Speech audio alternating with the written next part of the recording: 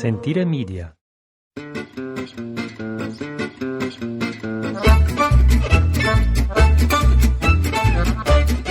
did it. You downloaded the podcast from Italy. We're going to go quick and dirty this evening. It's the end of April. It's stormy and rainy outside. I'm Jason. Ashley. Ciao. And together we have La Tavola Marche, an agriturismo in the foothills of central Italy. And it has been typical spring weather lately, you know, pretty schizophrenic. Sun and then rain and then we're hail. Starting to get a suntan and wearing tank tops to then snow in some places on top of our mountain in Monte Nerone. Exactly what the oldies kept saying. Snow or freezing temps in May. And I know it's the end of April, but they were not far off. No freezing temps tonight. We've got drizzle happening, so cloud cover makes it so that we don't have to cover the baby trees. But we're going to do it quick and dirty because we got a lot going on. We're opening up here in a couple of weeks. And other than the, weeding and painting and plumbing and mowing, there's not a lot going on. It's pretty much keep your head down and clean up and get ready. But you did take a day trip. I took a day trip. If you want to call it that. Last podcast, Field trip. I talked about my big Ritchie Brothers big purchase of my 30-year-old dump truck with 420,000 kilometers on it. I went and picked it up and drove it back home. And which was, you took the train from Florence to Piacenza. Why would I take the train from Florence? Sorry, from Fano. Why did I say that? To Piacenza. And then you were driving the truck back home, about a 4-hour drive, which turned out to be a little bit longer because top speed in that baby is 85 kilometers, not 85 miles an hour, 85 kilometers an hour. You're basically in the right lane with all the semi-trucks, which was fine. You said that was easier than managing the roundabouts where you kept stalling out because the gears are in weird places. Yeah, it's not a standard. The pattern of gears is not standard. It's weird. It's a truck. So I would always when I'd come up to the roundabouts and try to downshift, I'd miss the gear because I didn't realize which gear I was in, which the truck hated. But we made it home, and I got it stuck in the mud straight away. Yep. I was going to park it in our little driveway place and put it under the trees where it's not stuck. I mean, I guess it's stuck. Put it under the trees where there's all the wet and leaves and everything in the back. And I go to move it the other day and the back tires just spin. I thought, perfect. So nothing a shovel and a couple of boards can't take care of. I just haven't done it yet. No, but it was just classic. Next stop will be the mechanic and see. It's an oily mess underneath, but it did make it 400 kilometers, I got to say, without overheating or anything. So it shouldn't be too bad as long as it's safe to drive. I don't care about a little bit of leakiness. Right after you got home from that fun field trip, there was another one headed your way. You were jumping back in the car to go south to Ancona because we got a phone call from the breeder of Leroy. So Leroy has become he's become the stud of their what do you call it? Their breeding. They're breeding he's the male. He's the male. He's the great blue Great Dane male that they have on hand. And we have now gotten into a world we know nothing about, which is really interesting. The world of dog breeding. So she contacts me, and we normally speak in Italian, and her name is Irene, but in Italian it's pronounced Irene. And for some reason we started speaking in English, and she speaks great English, but sometimes it's a bit of an Italian accent, and sometimes it's almost slightly Eastern in a way. And she kept saying there are many requests for Leroy's salmon. And that from France, Poland, Spain, and there was a bitch in heat ready to go. And she goes, that's the technical term. I go, I know it is. But that was ready to go. And so he had an exciting day that Jason took him to. About 2 hours south to, I don't know, well, obviously she's a breeder, but she finds the most fantastic veterinary centers. We go to the farm vet, which is basically like a table with a light above it, and there's not a lot of equipment. It's a farm vet. There's not a lot of equipment there. The places she takes me to are kitted out, decked out, ready for... He sent me a picture. It looked like almost like a spa waiting room. Yeah. It was like white leather lounge couches, a water feature. Anyway, I was very interested. We didn't know what was gonna happen. I had no idea what was going to happen. Now, she also accompanied me when he got his stomach staple thing over Christmas. And she took care of it. Like, I showed up and she just grabbed the leash, and I saw Leroy stumbling out an hour and a half later. This time, I got to participate in Unfortunately. So I was really curious, how does this work? Like, obviously, they're sending it to France. The dog isn't here. What's going? Is there going to be like a fake dog? Is there going to be like? Do they put him out and like take it surgically? Oh, you guys listen somewhere? to podcasts? I was wondering, like old school Joe Rogan. Is it some weird like dog fleshlight, like something that they're? Gross. I know, but I didn't know. Anyway, I'm not going to be crass, right? So don't worry. But yes. It is. So we go in. She shows up and she brought one of the other females that she had that was in heat. Just turned out that was his mother. So it was right off the bat. It was like, why is she I was here? like, why is his mom here? Why is his mom here? She's like, well, this is to get him stimulated. And I'm like, and he'll try to mount her. And I'm like, his mother? She's like, they don't care. Like, it's a dog. They don't care. So we go into the room with the vet, and it's already like, oh my god. And I just kind of stand back because I don't know what to do, or if I'm going to get in the way or whatever. And the vet's behind him, and Irene has the female dog, Leroy's mom, and Leroy's just kind of walking around. He doesn't really know what to do. He's a little stressed out, but there is a female dog in heat right there. So we kind of like position him behind. He's sniffing, does his thing. Finally, he figures it out, but he comes onto the side of her, and both the vet and Irene start laughing, and they're like, Giovane. He's so young. He's so young. He doesn't even know what to do. So finally he figures out what to do, and there was no contraption. There was no anything. Without being crass, the vet manually extracted the semen into a cup while I had to hold the front part of Leroy while this is all going on. And I love my dog, but you didn't think you were participating. I didn't think I was participating. And the amount was surprisingly a lot. Think of a doctor's Dixie cup filled a solid third of the way up. It filled 3 vials. Now the DHL guy was waiting in. This is what blew me away. Like, this is for Italy. This is super organized. DHL guy is waiting in the waiting room. We've got the box with the dry ice ready to go with like the vial little, like it's all prepped. You just slide the vial into the little styrofoam with the dry ice, and off it went. Wait. You forgot 2 things. What's that? The blood test to make sure it was Leroy, and the topper. He's telling me the whole crazy story in a lot more detail and a lot more crass.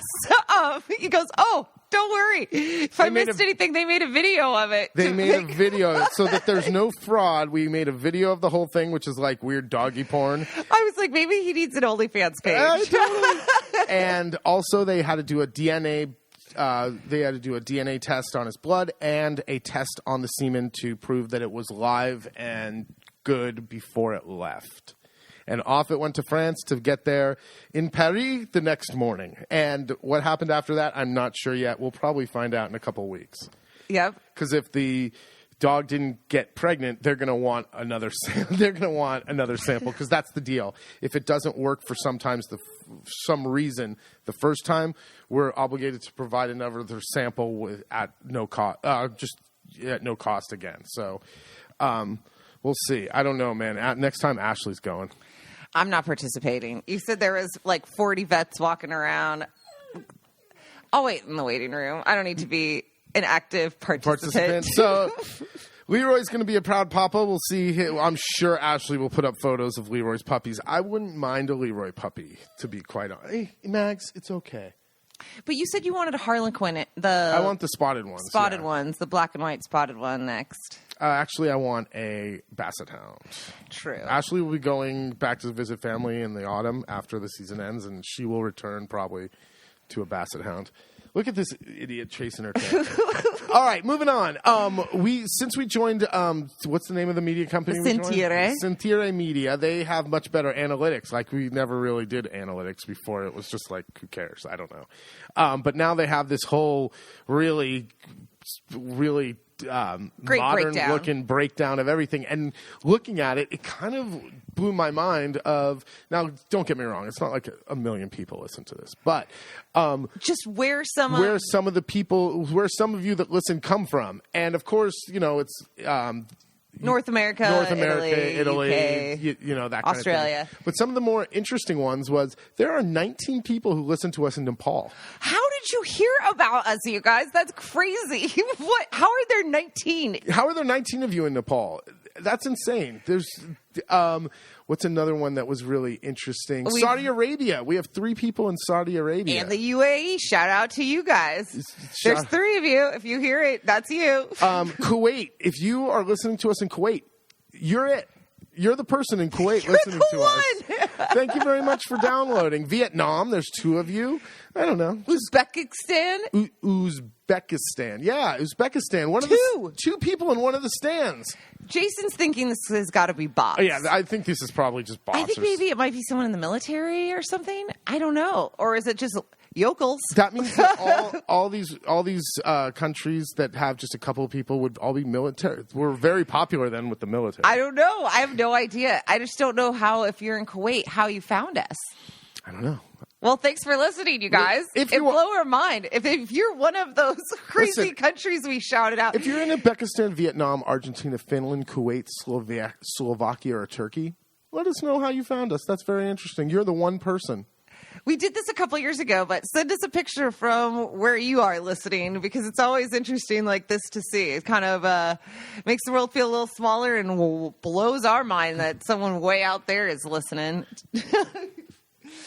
Well, I thought since we just had, we're not really cheesy anniversary people, but we just had our anniversary a couple days ago, and it made me think of our honeymoon, which was to Italy. And because Jason said the famous words were, let's have a small wedding and a rockin' honeymoon. So that's exactly what we did. And the honeymoon, and when we got back from our honeymoon, it was the genesis of the idea of living out here, and really the reason why.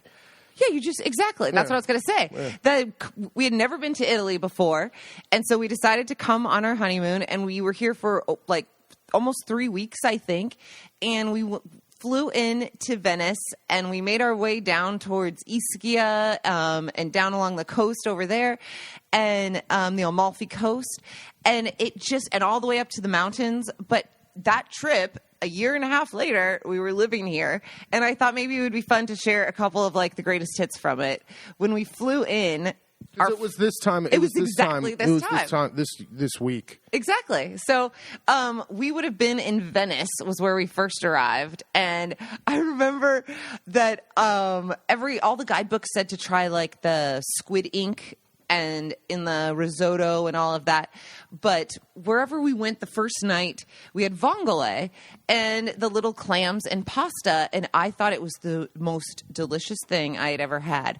And that was the first word that I learned in Italian was vongole, and the next 2 or 3 days we were in Venice, I would just walk into restaurants and ask to see their menu, and just say, vongole? Here? Vongole? And that is what predicted where we were going to eat. And the funny part is, now that we live here and know, every fish restaurant serves totally vongole. But I had no idea. And I was just like, I got to get me some of that. One of my favorite ones was when we returned the rental car back to Napoli, and we didn't, oh my God. we sideswiped it. Ashley took us on a shortcut between Napoli and the Amalfi Coast that ended up being like this walking trail with stone walls on each side that got narrower and narrower, and finally, like, we scraped one side of the car. Pretty good. And then it just dead-ended. And it was like, oh my God. And I remember being in the car, I felt so bad because, I was like, let's do a little shortcut. I've always heard the roads to Amalfi along the coast there are legendarily scary and horrendous. So let me find a little shortcut and destroy the car in the meantime. As this stone wall on either side, this walking path, got tighter and tighter. I remember being in the car and trying to put my body tighter and tighter. Like if I sat with my legs crossed and like held myself in, which somehow that squeezed the car tighter. And we get through, and there's a lady, and she just is shaking her head and says, "No auto." And we're like, oh my God. And all of a sudden, the classic Italian style, all these people show up, and this guy on a moped, they kick Jason out of the car. Because there was barely enough. If you backed it up 50 meters, there was maybe enough room. It was going to be like a 47-point turn kind of thing. And I'm not doing it. We were living in New York. You hadn't been driving anyway. And the guy just kicks Jason out of the car. He gets in and just starts working the brake, e-brake, and turning. And finally gets us turned around and then jumps back on the moped. And they tell us to follow him, which means the only way we can do it is now go back down the same road that scraped the car and hope it doesn't scrape the other side. Just keep it on the one side. And exactly. So that's what the car situation was. And we take it back. So it's time to return the car. And it's like, oh, shit, this is going to cost a lot of money. And we just got married and we didn't have a lot of money. And I didn't really want to go through the hassle of sitting there and filling out the paperwork. So it's like, all right, let's think. Because it looked like someone like keyed the whole side of Not keyed, scraped. Scraped. Yeah. Sideswiped the car. Now, no dents, just a bunch of paint. You can imagine.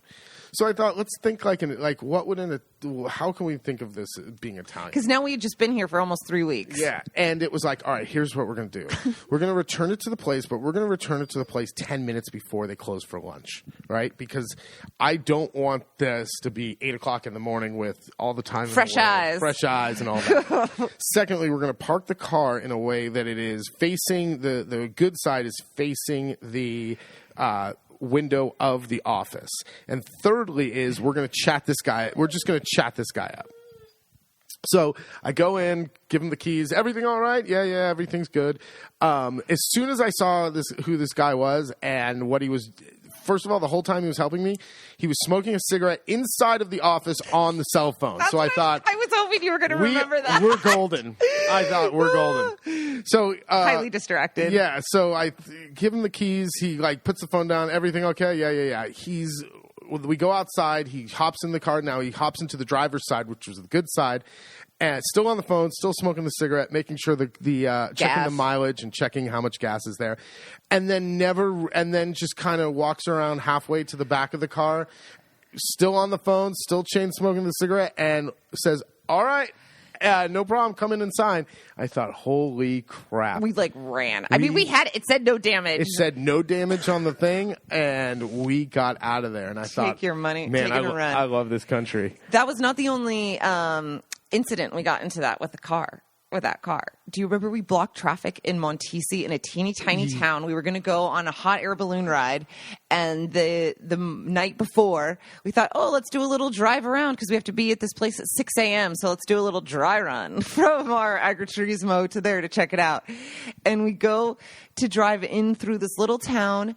And coming down. No, you were going up. Out, and I cut and there's this ramp, and I cut the ramp. Stone ramp. And I cut the ramp a little too close, and I high centered the car so that the ramp kind of hit the middle, and the front wheels didn't have enough traction to pull us up the hill, and we were just sitting there. And it was a tiny town, like a little Piobico that was dead. It was right in the middle of lunch. That's right. This car took a beating.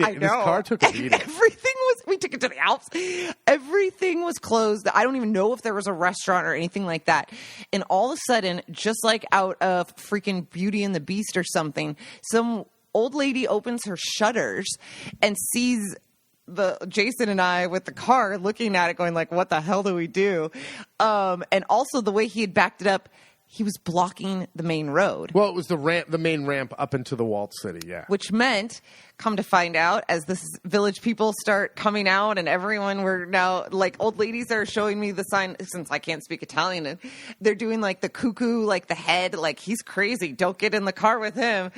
Then the whole town's showing up. There's, like, the mechanics coming with blocks. They're going to figure out how to do this. And then, right on cue, a bike marathon or whatever, a bike group comes through, and they can't pass because the car is there, and they're pissed. And then the old guys, everyone ends up, did they just pick up the car? Yeah, I mean, this was a little Fiat. So basically, they threw a block underneath to put the whatever. 6 guys came, we picked up the car, and we were out of there. But it was great. Also on this trip was when we went to Ischia, we stayed at this lovely little bed and breakfast. It was so sweet, and we were watching how much the couple worked, and that we would go and take a nap, and they'd be mopping the floors, and we'd go to bed at night, and he'd be still pouring more drinks and offering grappa in the coffee. And it was, do you know exactly what I'm going to say? This was the place that, be careful what you say you'll never do. This was the place that Jason declared, I never want to do this. Well, we're sitting there having, coffee or whatever after dinner, and Ashley goes, we could do something like this. And I look at her, I go, you crazy? These people were up before us. They've never sat down yet. Here it is, 11 o'clock. We're going to go to bed. They probably still have two hours of work cleaning up and everything. They work like slaves. Who wants to do that? I never want to do that. I never want to do that. Ta-da! Also on this trip was when we were in Trastevere at the very end in the little neighborhood of Rome, which at the time felt very much like kind of Brooklyn where we were living, which at the time was not hip at all. And Trastevere was still very much kind of a little hidden gem, if you will, of a neighborhood. And that was where the seed really was planted, though. I just remember sitting there having a glass of wine or sharing a bottle of a red from Vesuvius with Jason and watching the hustle and bustle of the kids going home, the men on the cell phone, whether they're telling their wives to drop the pasta or checking in with their mamas, who knew. And I just thought, after all this, this great trip here and all that we've kind of consumed in every way, whether it was the food or the culture or the lifestyle and the pace, that I looked over to Jason and I said, we could live here. And I remember he was like, yep, have another, looks like the wine's working kind of thing. Have another glass of wine. And I just thought, no, I think we could. And that moment was when the seed was planted for me. It was this trip out here. So we totally get it when people are moonstruck, love struck, whatever it is, dream drunk and say, I want to move to Italy. I've only been there once. And it's like, I get it. That is exactly what happened to us. But you got to follow through. Yeah, for sure.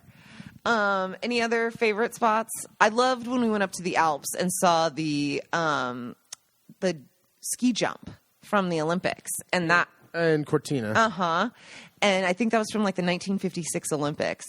And up there was just truly the first time I had ever seen like alpine meadows and the peaks of the mountains in April. It was just so gorgeous. If you get a chance. We love Central highly recommend it. No, but just go up to the Alps. People stick to Central Italy between Central Italy, between Venice and Rome. A lot of people do, but it's like travel a bit beyond, and it's pretty spectacular.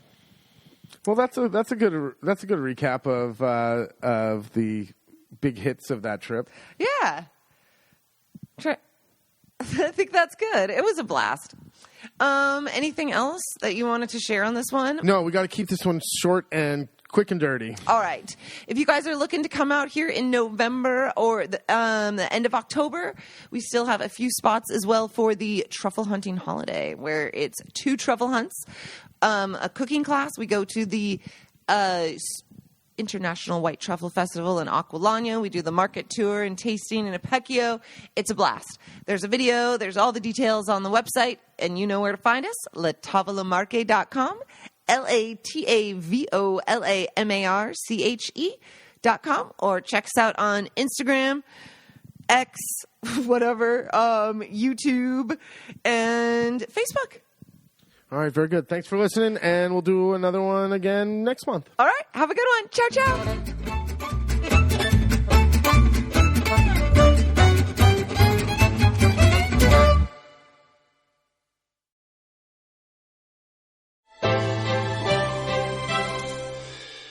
Hey, podcast producers and show hosts. Do you want to join a podcast network that celebrates all things Italian?